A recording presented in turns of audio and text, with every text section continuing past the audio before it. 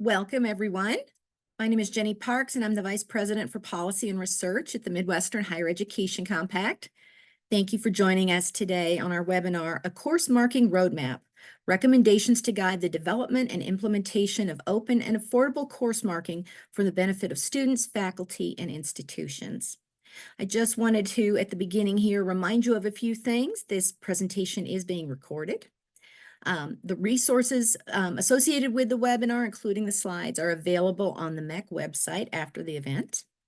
If you have questions during this webinar, please put them in the Q&A section, not in the chat.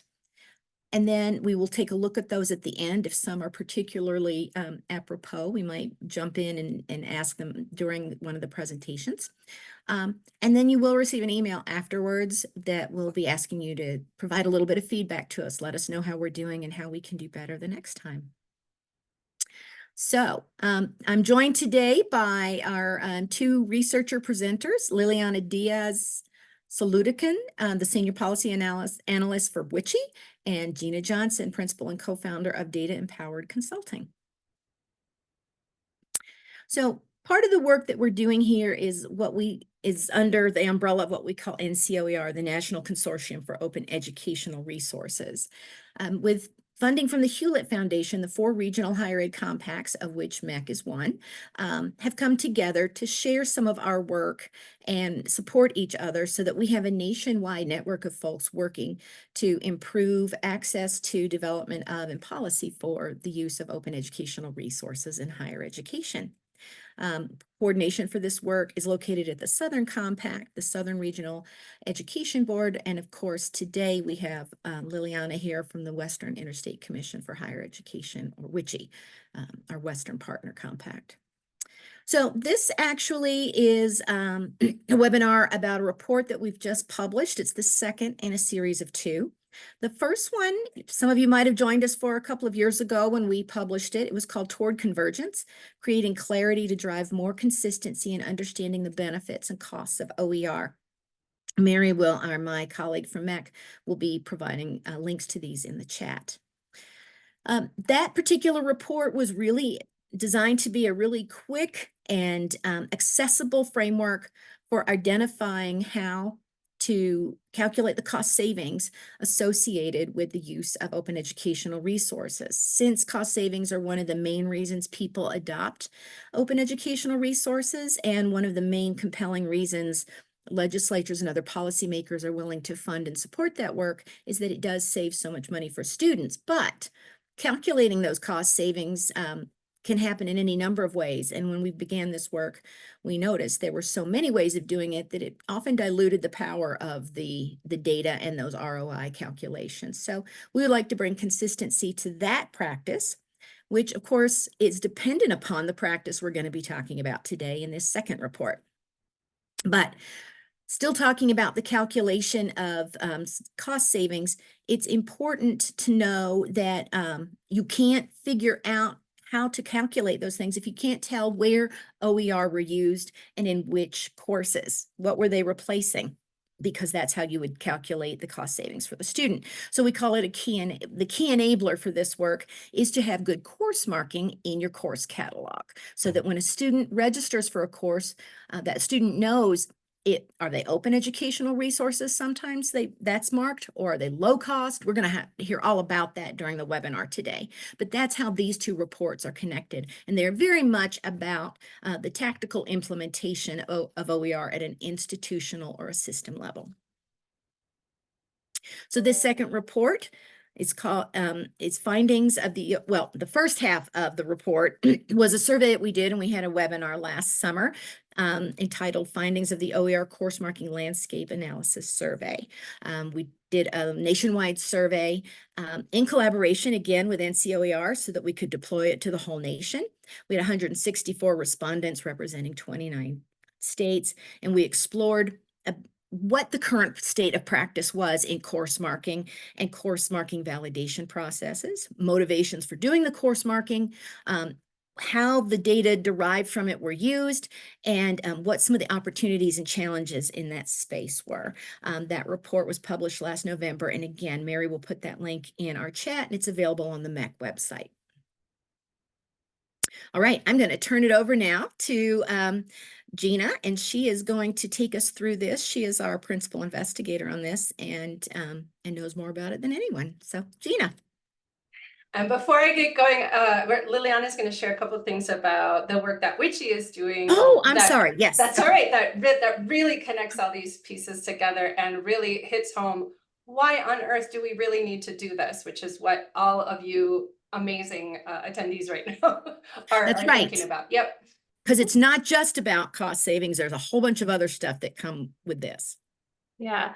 So thank you, Gina, and thank you, Jenny. And for those of you that maybe joined us for the first webinar or webcast series, I spoke to this and it's pretty much the same content, but I think it really drives the importance of why we need course marking. So which you heard from a lot of our Western states that they needed the evidence or that quantitative piece to drive home to their state policymakers, whether it's their system administrators or their state legislatures, as to why they should fund OER initiatives on campus. And a lot of them is, you know, what is the cost savings to students, but also what's the return on investment? So what apart from cost savings is OER leading to when it comes to student impact? So one of the things that we wanted to explore was, what does maybe OER contribute to time to completion? Does participation in OER courses lead to students completing their credentials faster or in higher rates? When we first embarked in this study, we found that there were many issues, primarily that many of our institutions that wanted to participate captured OER within a no-cost, low-cost designation. So we were unable to parse out, as part of this pilot study, what the impact for students that participated in OER courses was, because institutions had rolled up OER course designation into a no-cost, low-cost. Most of our Western states use a $20 to $40 cost threshold for that low cost designation, OER being rolled in there. So when we're looking at what is the impact of OER, it's very difficult to parse that out. In our pilot study, then we unfortunately had to default to no cost, low cost, because that is the unit of analysis that institution utilized in their course marking designation. We did find promising results that students that participated in no cost, low cost credits were 2 times more likely to graduate or complete their credential compared to students who did not participate in a no cost, low cost credit. Again, this is why course marking is so important, because if we're able to separate course designations and capture OER, low cost, and no other types of no cost, then we can actually pinpoint what those impacts are and build into more than just what is the savings to students on course materials and instructional materials, to also identify what is the impact on student outcomes. So this was a pilot study. We're hoping these results will be published sometime in the fall. And we did open this up to a national study looking specifically for institutions that already had course designation that did look at no cost, zero textbook cost, or ZTC, and OER. So we're happy and excited that we have 5 institutions participating in the national study, and we're building upon that pilot study. So we will be using and running a student level data analysis, looking at semester and course level data. And we are using a secure data environment that Witchy has developed specifically for these type of projects. And we do have researchers that are preparing individualized reports on their findings for each of the participating institutions. But then we're also using that data in the aggregate to be able to look at what is the impact on credential completion for students that participated in a combination of whether it was OER, ZTC, no cost, or no cost, low cost. So we are in the data collection process, and we're hoping to have data and results by November 2024. So we're underway with the national study. So we're excited to see what we find and see if it corroborates what we found in our initial pilot study. But again, this demonstrates why course marking is so important, because if our administrators or state policymakers want more evidence outside of savings to students, what does the impact on student outcomes look like? And right now we have a difficult time doing so. So I'm excited to be able to work with Jenny and her team and Gina on this course marking work, because it is incredibly important as we try to sparse out a little bit more than just what is the cost savings. Thank you Actually, so. Oh, go ahead, hi, Jenny. sorry, Yeah. Liliana, we've got a question about that specifically at this moment. And the participant is asking the following. Is the impact you are actually measuring student access or student success? If students have their materials, then they have better outcomes. Tell us more about that. Yeah, so for this study specifically, we're looking at outcomes and not necessarily access. We are doing a comparison of students that registered in courses with a OER, ZTC, or no cost, low cost designation, as well as comparing it to the student population at that same institution that did not participate in a OER, no cost, low cost course designation. So we're not necessarily looking at access, we're specifically looking at outcomes. And I think access is an area of opportunity for additional research. But we definitely would want to visit what does access look like, because there's a lot of different pieces that go into that access piece, whether it's first day access, whether they have access to OER, or let's say inclusive or equitable access. Like there's a lot of other questions that would need to be considered if we were to do a study specifically on access. So this one is specifically about what the outcomes are for students that participated in those courses that provided OER, no cost, low cost, ETC, and those that did not. So. Great. Thank you, Liliana. One more question about this. Is that pilot data published somewhere for others to use? So we received a revise and resubmit for the publication. So it will hopefully be published in a journal publication, hopefully sometime this fall or early next year. And once that happens, we'll be happy to share it with WICHE networks, as well as all of our regional compact networks. So. Thank you. Gina. Awesome. Thanks for the questions, folks. This is great. I love it when webinars are interactive and we can give you the answers you're looking for while you're hearing our topic that we have covered and presented. So I'm going to build on all of that and talk about the current report in this series. And again, link is on here and it will be shared.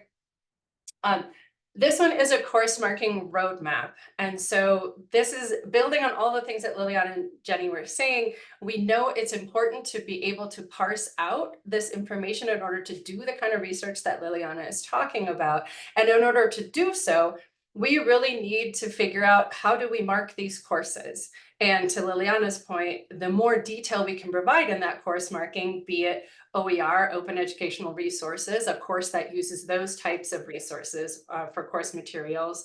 Is it low cost? Is it no cost? What are all those definitions, and laying that out? This is what this whole process was all about and what this report is all about. I'm going to start with a big giant thank you to our work group members. And I actually, point of privilege, I want to read out everyone's name because we could not have done this without them. They absolutely provided the detail we needed, the expertise we needed. This report, while co-authored by Liliana, Jenny, and I, and our colleague Annika Meni, it was really, written, I guess we're the ghostwriters to some extent. We put it together, but the ideas are all from these folks. So just very quickly, I want to read through and honor each of these people. Robert Awkward, Kevin Corcoran, Brad Griffith, Daniel Hawkins, Jonas Lamb, Jonathan Lashley, Brian Linshield, Andrew McKinney, Mark Nash, Jennifer Pate, Cody Schmitz, and Andrea Scott. Thank you, thank you. You'll see examples from some of the institutions, systems, and states that these folks represent in the report because they were very generous. These are folks who have done this process and they've learned from it and they want to share that information with others. So they were very generous with their time on the work group. We met monthly for 5 months. And we also did a lot of interactive kind of, Google Docs sort of work and information in that regard. And they were immensely helpful in sharing their time and knowledge and expertise with us. So thank you to all of you. So I want to start with, and Liliana touched on this and Jenny touched on this, the importance of course marking. This is where we really started our report. We want folks to think about why, you might not even find this report. You might not even be on this webinar if you didn't already kind of have an inkling that course marking is important. But you also might be feeling like a lone voice in the wilderness, so to speak, at your institution or system, thinking that you might be the only one who gets why course marking is important, or you're trying to convince others that course marking is important. And so we wanted to really start in that space and really focusing on the multiple people, the multiple entities, stakeholders for whom it is important and why it's important for an institution or a system as well. One thing is it gives students agency. When students can see when they're registering what types of materials each of their courses are using, it gives them agency to make some selections. There's many things they want to know about the courses they're going to sign up for. Who's teaching it? What time of day is it? Does it fit in their schedule? Does it meet the requirements of their major course of study? Is it on their pathway? And also really details about that course and how it's taught. And so it does give students agency by preparing them and giving them information about what kinds of materials these courses are using, especially when it comes to cost and also when it comes to open educational resources. It can also increase development and use of open and affordable materials. And you're going to see us use that term kind of collectively. I want to reinforce the fact that what Liliana said, which is knowing these pieces separately in the course marking process, is really important. We also sort of lump it together into the concept of open and affordable materials, open and affordable courses, because we know that oftentimes that type of course marking necessarily goes together, and it makes sense to put it together while also detailing out which of those pieces are true of the different courses. Because a course could have open educational resources. It could also have no cost or low cost, partly because of that. And the more courses we have, the more we shine a light on these courses, potentially the more it encourages folks to develop these types of resources to be used in our post-secondary education system. It can also increase faculty academic autonomy.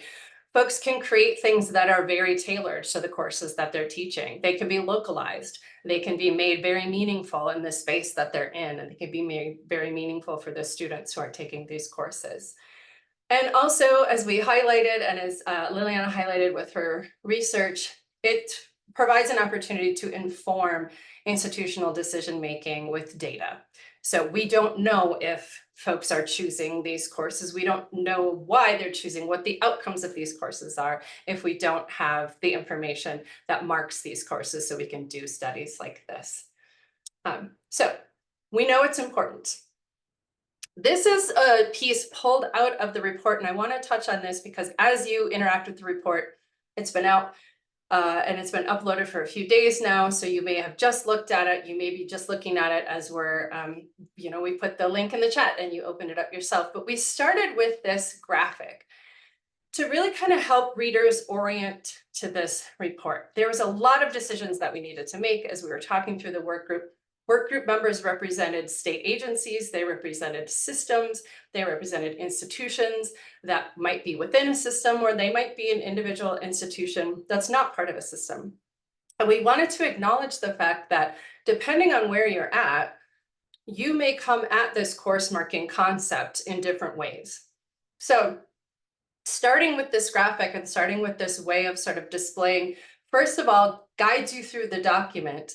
And so while we took this piece off for the webinar to clean it up a bit, the one in the report version tells you if you're at this stage, you can go to section 2A. If you're at this stage, you can go to section 3B. It kind of guides you through, knowing that not everyone is starting at step 1, although acknowledging that absolutely some people are starting at step 1. So there's pieces and it guides you through the document. Secondly, it really acknowledges that readers might be starting in different places. So again, step 1, step 3, where you're at, also highlights that need, and I think bullets 2 and 3 on this slide are really related, highlights that need to be collaborative and be thinking about where you're at and who else, what other stakeholders ought to be involved in this conversation with you. We had a really great dialogue in one of our sessions. We had a great dialogue in every session, but we had a really great dialogue specifically in one of our sessions about state level folks thinking about the fact that if they consider this and they say, we would like all the institutions, the public institutions in our, or the institutions in our purview to be course marking in a similar manner, we could start and we can dictate and we can have a conversation and tell folks and develop a guide and tell them how to do this.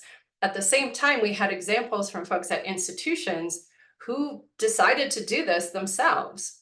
And then a system came to them, the system they were part of, and said, oh, wow, this is really great. Actually, we should expand this to other institutions in our system. So we just wanted to acknowledge that it can happen in, grassroots. It can happen in more of a structured manner. And so having that conversation, if you're at an institution and you want to do this, having that conversation with other institutions in your system and your system colleagues to say, should we do this together? So we have that consistency that allows for the research Liliana was talking about is a great way and the best way to go about it, because then you're not doing it by yourself either. Acknowledging that, and the last thing I'll say in this, acknowledging that then it does impact if you're an institution who's done this and now a system decides they're going to do it or a state decides they're going to do it, you may have to tweak yours a little bit in order to fit into that structure. And so it's a little bit of a give and take, and it's working with others to find that way that works for everyone so we have some consistency. So really there's 5 sections to this document. One is sort of the biggest section, because it sort of takes the most detail. But these are really the 5 steps in defining or developing your course marking process that we outline in the report. And I'll touch on each of these briefly in this webinar. Define your goals and purpose, logical place to start, but really, really important, especially if you're going to move into step 2, formalizing a committee. Understanding that that may be iterative. You may start to define your goals, develop your committee, and then ask your committee to really reinforce and determine those goals. But it needs to start with someone. And that's what we'll touch on as we look through these 5 steps. Moving then from developing that committee can be a formal committee. I kind of call that a capital C committee, or a lowercase c committee, can be more informal, whatever your structure requires. Moving then into that committee, identifying and developing terms and definitions. And this is, again, we'll hit this home a lot, making sure that those terms and definitions do differentiate across the pieces so that you can dig in and do the research that you want to do. And share the information with students in ways that are helpful for them in making their decisions. Then moving into step 4, develop and document the process. As you can imagine, this is kind of the biggest section of the report because this is the biggest part of the work. And then that step 5, implement and communicate, which is critical. And we have some really great resources in the report that we link to related to that communication process. So I'm going to get started on the first one, defining goals and purposes. And we have the parentheses S's in there on purpose, because you may have multiple goals and purposes for this. These are some examples of some of the goals, some of the purposes for cost savings that our work group members shared with us when they developed this process and went through creating their own course marking process. So it might be cost savings. We've talked about that before. It might be open and affordable courses, ZTC courses, OER courses that are also cost effective. So it might be about cost savings to the students, to the institution, yes, and cost savings in all of those ways. It might be about student access and equity, making sure that both monetarily and open-wise, students have access to the materials that they need, and also faculty have access to the materials that they need to teach these courses. It could be about OER development. Maybe this is coming out of, a lot of folks gave us examples that they were able to access some grant funds, they were able to develop this process and be given the gift, so to speak, of time to do this process because there was a definite desire at their institution, system, or state to develop more open educational resources. And so that then led to them marking those courses for all of the reasons that we're going to cover today. Could be a system or state requirement. There are some examples of legislative requirements that have been developed by different states, and we'll touch on that briefly, although this report does not outline how to create a state or system policy in that regard, sort of a legislative aspect. That's not something we cover in this report, but we do acknowledge that that might be the impetus for an institution or system to create this course marking process. And I just kind of open it up in the Q&A if folks are interested, share with each other other goals or purposes that you are thinking about as you're thinking about the developing your course marking process, or maybe you're already halfway there. But yeah, feel free to share those in the Q&A aspect, and we can look at those together and we can see those.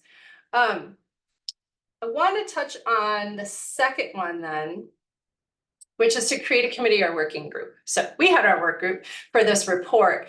And one of the first things they told us, and one of the questions we asked in that survey that Jenny talked about, which was kind of another part of this report, doing that national survey to see how folks are doing this, what they're doing. One of the things that was really highlighted both in that survey and by our work group members is the importance of having a committee to get this done.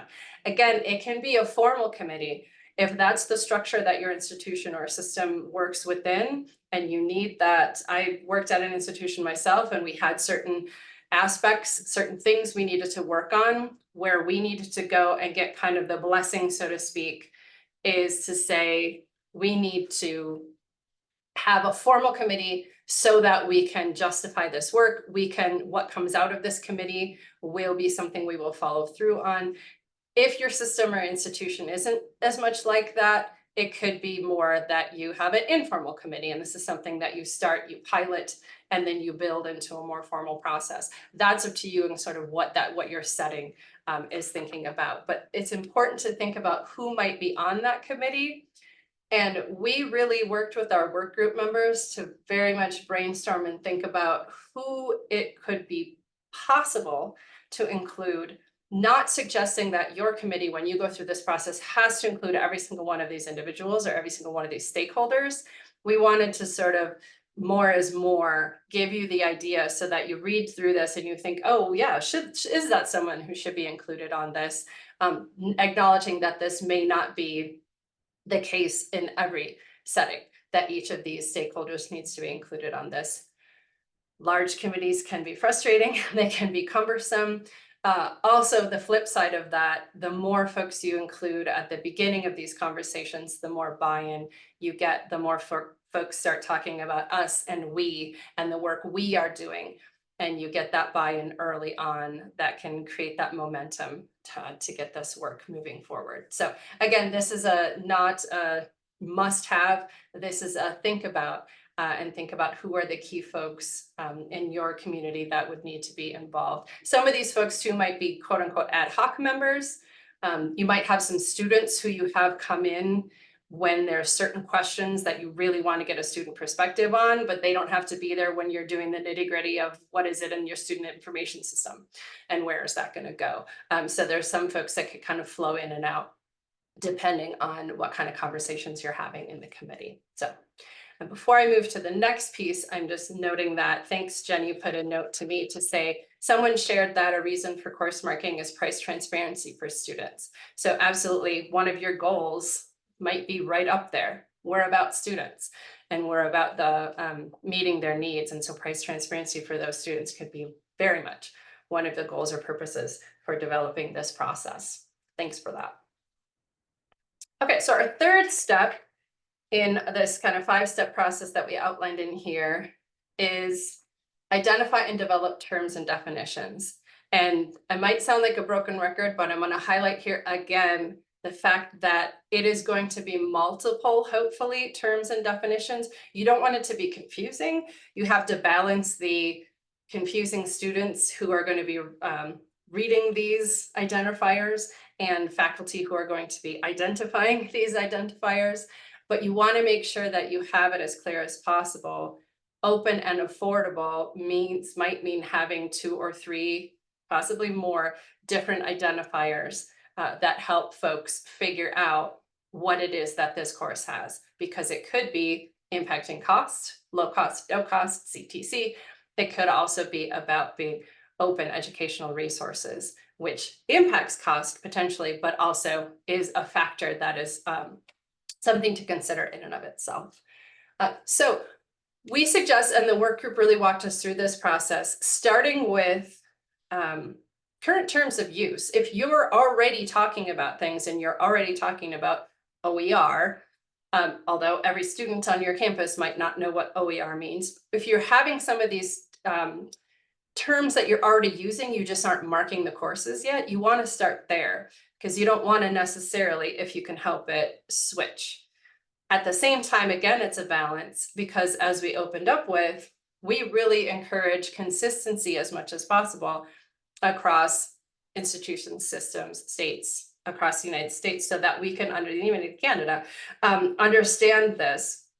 And so if you're starting from scratch, the best idea is to think about, well, does our policy, if we have a policy that's directing this, or a legislative implication, does that dictate the terms that we use? Or are we free to use whatever terms we want? In that case, reviewing, looking at these resources that we provide links to in our report of what are the current terms of use nationally would be a great place to start. So again, there's consistency. The more we're communicating these things, the more students and faculty understand these terms, the less they change across different institutions, again, as much as possible, while recognizing that individual institutions and systems have some differences that they need to consider.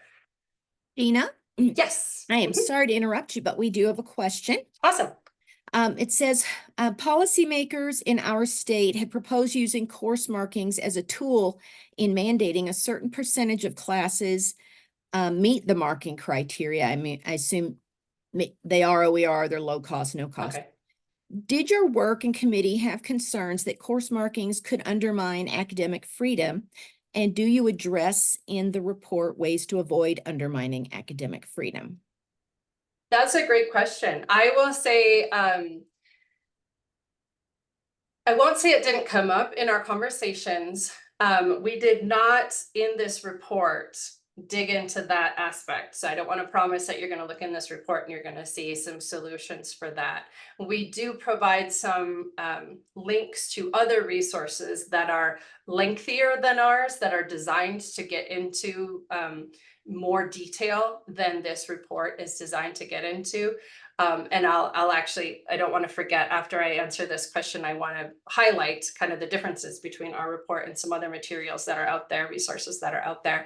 I think it's a really good question and something to think about. It is always a balance, right? When you're talking about legislative mandates and the implications of those legislative mandates. I work on some state level work as a consultant and with departments of higher education, and they're always sort of working that balance of sometimes it's really nice to have a legislative mandate so that there is consistency.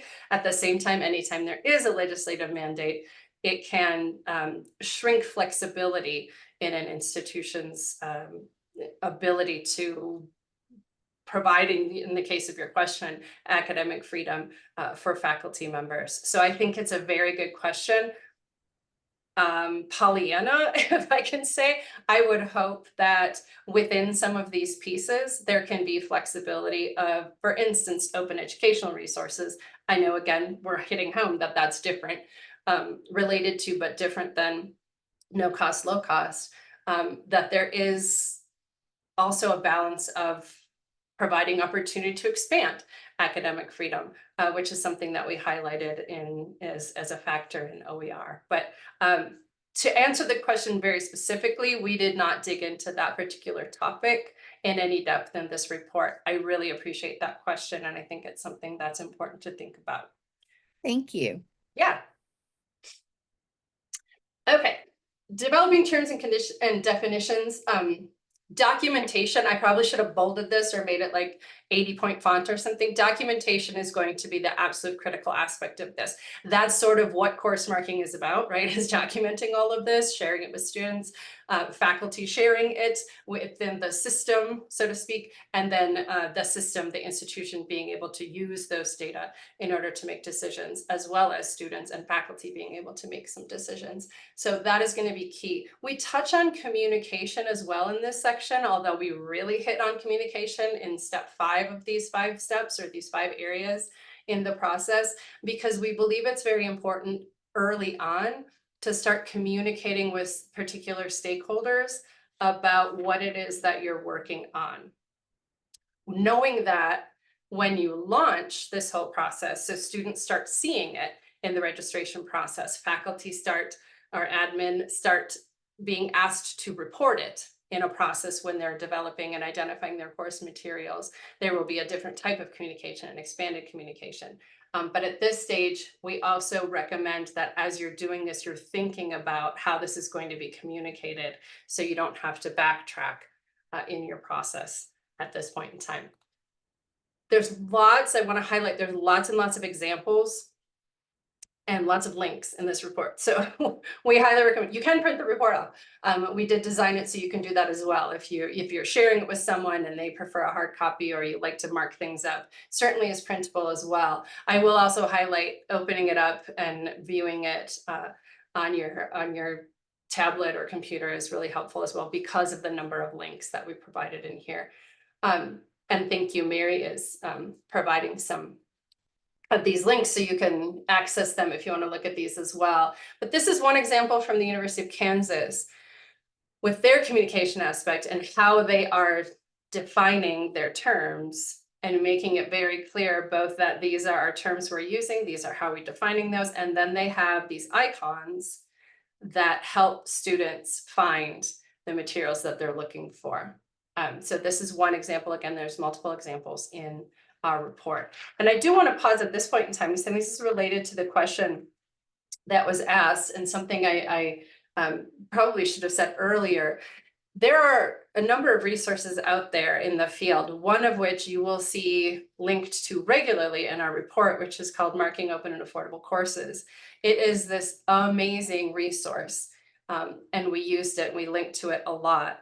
And I'm going to use Jenny's analogy that she used for us, which was actually brilliantly helpful for me when we were thinking about what it is that we felt that this report would do and how would it add to what's already out there in this field of course marking.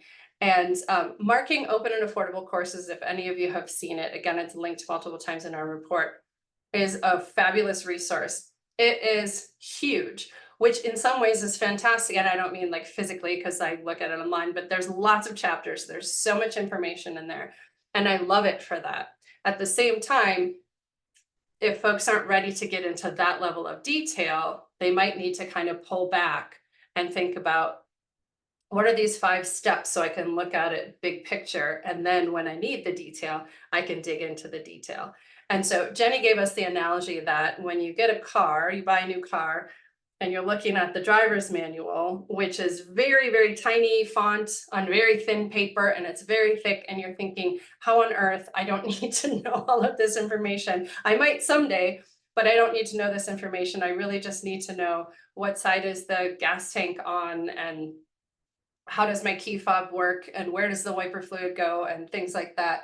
That generally speaking, car manufacturers will also give you the smaller, thicker paper, larger tech or larger font sub-manual that gives you the gist, here's what you need to know in order to drive this car out of the lot and take care of it for the next few months. Then if you need the detail, you can go into that bigger piece. Or if you're a mechanic who is working with you.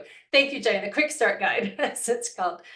And so we consider this report sort of the quick start guide version, and we highly recommend that any level of detail that you're looking for, and actually the great question that was asked earlier, I believe Marking Open and Affordable Courses has some information about, and thinking about faculty members, thinking about their autonomy in these whole processes, that is really a fabulous resource. And what we tried to do is link to relevant pieces of that report as it made sense in ours. So, and thank you, Mary, put the link to that one in as well. Okay, develop and document the process. There's a few slides related to this one, because again, this is kind of the biggest section, but I want to go through some pieces so we have time to get through this information and open it up to more questions. But again, always put the questions in as they come up to you. First thing is to conduct an environmental scan. And so really thinking about all of the aspects. And again, this report doesn't touch on state policy development. That's not what we're talking about here. We use terms policy and process in the document, not interchangeably, because we acknowledge they are very different things. But you may have, again, I use capital letters, a capital P policy that says everyone will do this. And if that's important in your setting, that's something that you're going to want to do. And we actually linked to some examples of systems and institutions that have designed or designated such a policy. And that's an important step. Some folks think of it more as a process. We're going to ask folks to do this. It's not necessarily going to be written in stone that they have to, but we're going to pilot this. We're going to think about developing this process. You do it in whatever order makes sense for you. If developing the policy, we must do this, and then developing a process to fit that policy makes sense, that's fantastic. If creating a process, piloting it, and then seeing if this works and we convince folks, then we're going to create a policy, that's another method as well. But conducting this environmental scan of thinking about what's already happening in this process to see how course marking is going to fit into all the pieces that you're already doing is important. So thinking about motivations, again, you've already talked about in step 1, your goals and purposes. Thinking about why would faculty or admin be motivated to mark the courses and the importance of talking about that. And why would students be motivated to be looking for courses marked with these different designations? Thinking about, again, the terms, what's already happening, what's already, are we using or is the field using? Thinking about SIS and technology, the capabilities of those technologies and the technologies that are going to have to touch one another. That's why it'll be critical to have some information technology partners on your committee, as we shared on a couple slides ago. Thinking about the capabilities and the capacity of the staff and faculty who are going to need to mark this. What does that look like? What is your timeline process? What happens when you have adjunct that are assigned to a course kind of late in the process and they want to use some materials, but it's too late to market for the students to make that decision? These are things you have to think of, kind of what is the process and what are those kind of kinks in the process that you'll have to think about and work around, knowing that the first time you pilot this, it might be kind of manual and it also probably isn't going to be perfect. But what are you going to do? What's going to be good enough to pilot it so that then you can start fixing those things and making it closer to your ideal of perfection? And then thinking about how does this fit in with other open and affordable initiatives that you have going on? If there's some that can fund this work, if there's some that could connect to this work, if there's awards that faculty are given for designing open educational resources or using no cost or low cost resources, you can tap into that and connect into that and use those champions, those great exemplars of using these things to also kind of champion your course making process so that you can highlight what's going on and how it's working. So this is a visual that we adapted from the Marking Open and Affordable Courses, as we shared before. That is an open educational resource. So we cite it and we have their permission to use this. This is it's pretty simple, but I love its simplicity. I also love where it helps one draw out, because I can definitely picture, and our work group members shared with us that this is something that they did, a giant whiteboard or a mural board or whatever it looks like in your setting, of drawing out what is the current process for folks selecting and identifying their course materials so that they show up in the bookstore, so they show up online, however they need, wherever they need to show up. And then how does the course marking of these aspects of it overlay with that? And where in there is that going to fit? So this is in the kind of the dark gray font, things that are already happening. And then the orange font, that's when you're thinking about what does that look like then when we're going to mark these open and affordable courses. Other factors in that process, again, I said this is the biggest part of the report. So there's a few other factors we just want to highlight. Again, how is it going to fit in with technology? You'll have your information technology, your educational technology experts, partners in your committee. You may also need to talk to a vendor or two. You may also need to talk to someone at your campus store, your bookstore, who's thinking about these things and how it fits, how these different technologies are going to fit together. So that's absolutely key. Again, it might be more manual at first, and then you're going to want to use technology to work for you, which is easier said than done, I do realize, but something important to think about. And I think more and more vendors who are, SIS, Student Information System, SIS vendors and other aspects are thinking about, they're knowing that institutions are looking for some of these things. So some of them are very open and amenable to doing this. And there are examples, there's an appendix actually at the end of the report that highlights this work done with different types of student information systems. And so you can link to those as well and see if the student information system you use in your setting has an example in there. Thinking about responsibility, some folks like to use a racing matrix, whatever it is that you want to think about, but where are these responsible parties? Again, turn back to that committee. What are you thinking about and who's going to be responsible for each parts of it? And then can't have it large enough, bold enough font, documentation, documenting the process, document where this data are going to be stored and how they're going to be accessible, both to students and to those in the institution, like institutional research and effectiveness professionals, faculty, teaching and learning center folks who are going to use these data to help make some decisions about the institution and the system. Finally, that fifth step, implement and communicate the process. I want to go through this, so highlight some things here, and then I'm going to touch on takeaways and then see if there's any more questions. So implementation. This is a process that we kind of laid out. It's one of those, however, we didn't want to draw this in to confuse people, but it is, as we said before, an iterative process. So you may actually start with user testing, and then you may get a couple steps down and you may need to go back and kind of iterate a couple times. But we recommend starting with user testing with both faculty or administrators, those folks who are, or excuse me, staff admin who are going to be actually entering the data, sharing that this course has this type of course materials and so on and so forth. You're going to need to user test with them to see that that process works. You're also going to need to user test with students to see, are they understanding these terms that we're using? Are they understanding these icons that we're using in order to designate these courses? So there's going to be quite a bit of user testing that occurs. Technology adaptation. You're going to want to pilot that, of course, before you ever have anything go live. And that's, you know, any good information technology person is going to partner with you on that. They're going to want to try it on the side before they click the button and go live, so that all the students can now see it in their registration process. Got to think about where training is going to fit in. We put it in at the third bullet here. It might fit in multiple places because you're going to need to train the folks who are going to input the data. You're going to need to train students in order to communicate and understand what it is that we're sharing with this course marking. And you may need to train the data professionals and analytics professionals who are going to pull out the data, again, in order to make institution level decisions. You're going to roll it out. And this sounds scary. That sounds like, oh, bullet 4, roll it out, as if that's easy. Again, it's going to be an iterative process, and you're going to do this as a team.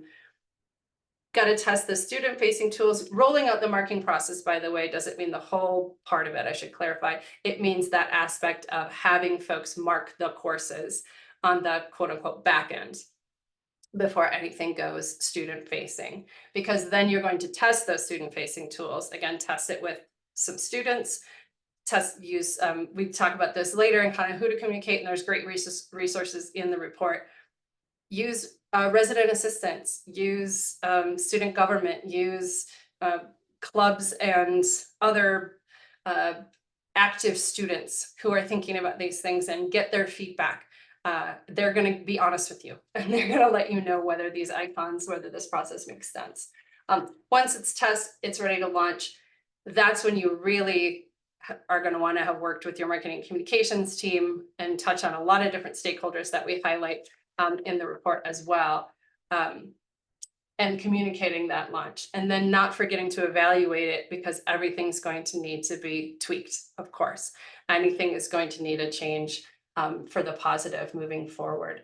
And so communicating, lots of stakeholders to communicate with. We have a whole table in the report, but 2 I want to highlight here: faculty and students. So communicating with the faculty, you're going to need to communicate the logistics, of course. How do you do this?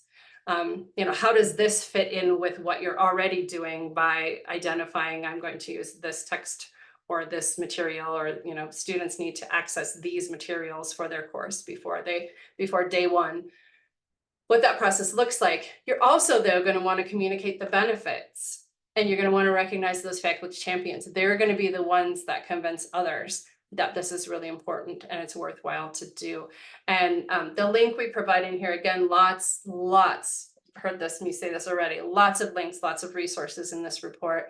The University of Alaska Southeast shared with us the way that they communicate with faculty. They have a whole website, lots and lots of information to help faculty understand this process, understand why they're doing it, why it's important, and also a space to recognize those faculty who are really champions of this process.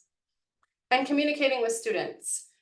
This is where you can get creative about the spaces in which students are and how they're active. And, you know, there's multiple ways. It seems really old-fashioned to print out flyers and stick them in places, but I was recently on a college campus for a meeting, and those flyers that are up in and around restrooms and drinking, you know, water bottle fill stations and those places, elevators where people are pausing and seeing things, it caught my eye. And I don't even go to school there, but those are things that really help putting things in people's faces and seeing it where they're at, but incorporating the info into training and orientations that students are at. Go where the students are. Use intermediaries. We in post-secondary education, we like to use that term, but they're resident assistants, they're student government folks. Use those intermediaries to communicate with students about the importance of this, because ultimately, as was shared as an example from one of you, helping students, having this information for students so they can make informed decisions is really key to all of this. Okay, lastly, I'm going to do a few takeaways really quickly and then see if there's any other questions.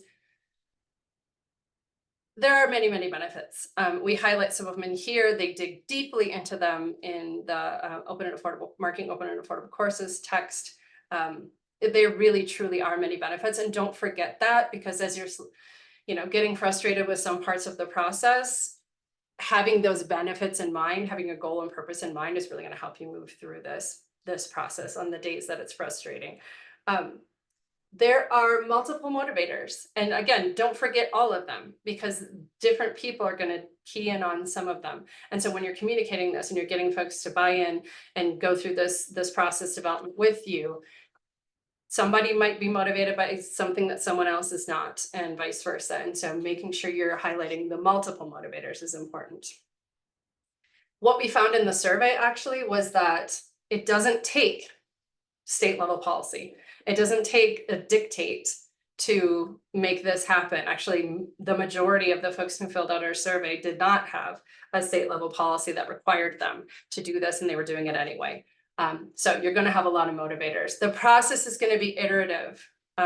As anyone who's done anything with you know, a student information system or coding anything realizes that the process is iterative. It might be kind of manual, and then it'll move into hopefully more solid within the technology. Identifies with stakeholders and champions. They're going to help you move it forward. They're going to make you excited about it and make this worthwhile.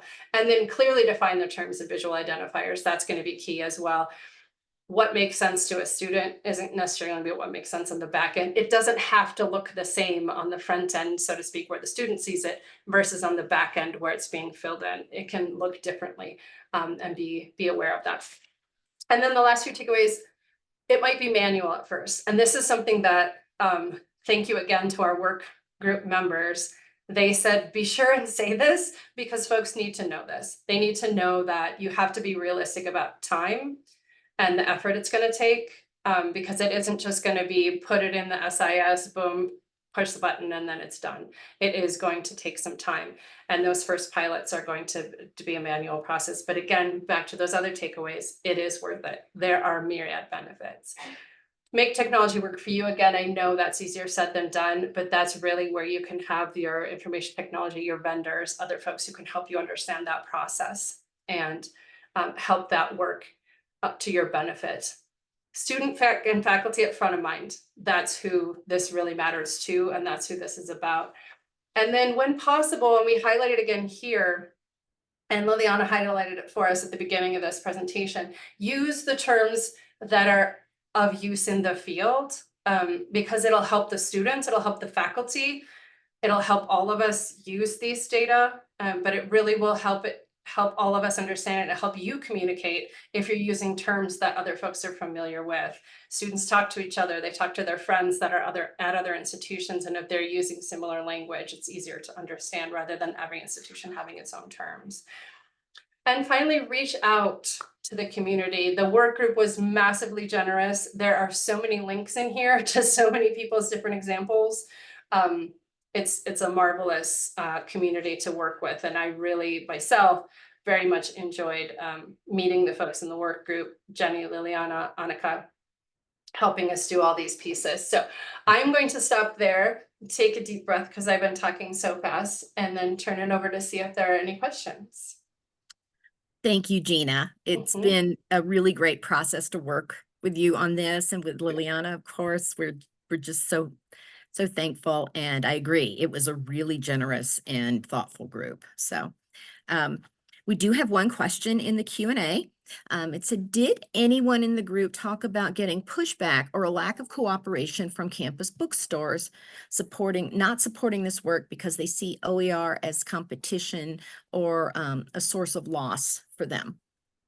Yes, it's the first answer to that. We did have a great conversation about that, and that is a very interesting reality. It's why when we have the stakeholders on your committee, and we said maybe campus store, bookstore to be on there, because it really does depend, doesn't it, on what kind of relationship you have there. And so it might be that you have a bookstore partner who is like all about this, and they're ready to just their goal is to get materials to students, whatever those materials are. You may have others who are pushing back because if it's free or low cost or ZTC, what do they get out of it? So absolutely, that is a factor, and it is something folks talked about. It's why we talked about the aspect of, do you include those folks or not, and how so do you include those folks? Because it is a really, really critical factor. I actually, an enlightening piece for me, because I am tangential to this topic,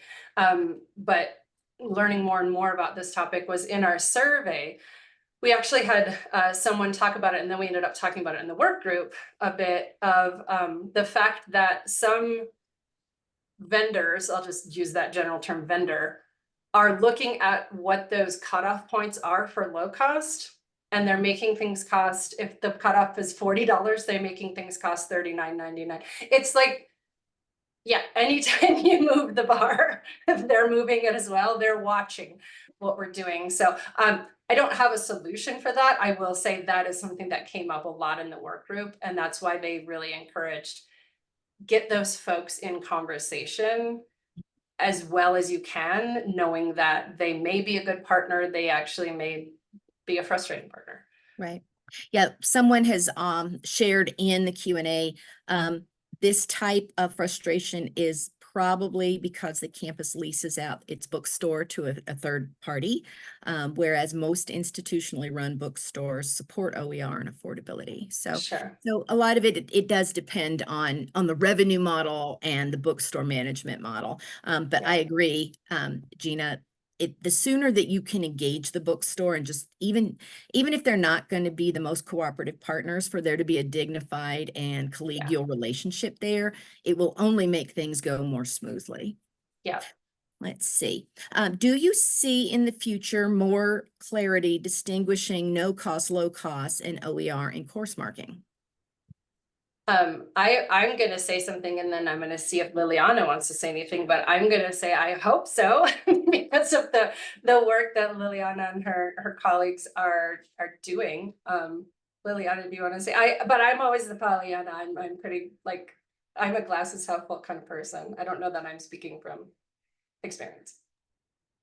I think there is some work happening and movement happening towards distinguishing no cost, low cost, and OER, because the community, the open ed community itself, is hoping to move past cost savings as the driver for OER support, to really look at what is the impact on students, what is the outcomes for students, whether it's, what is the learning outcomes for students, what are the, the teaching outcomes for faculty, which we can also use course marking to look at you know, not just student outcomes, but what does it look like for faculty using these materials? And what better way to be able to access that pool of faculty that are using OER or no cost materials if we can pull on the back end which courses are utilizing those materials and being able to survey or do qualitative and quantitative research with that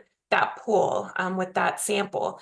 Right now it's difficult because we're not really capturing or distinguishing course marking separately. So it's difficult to do that research on the teaching side and what does pedagogy look like versus what is the student outcomes and what's the impact.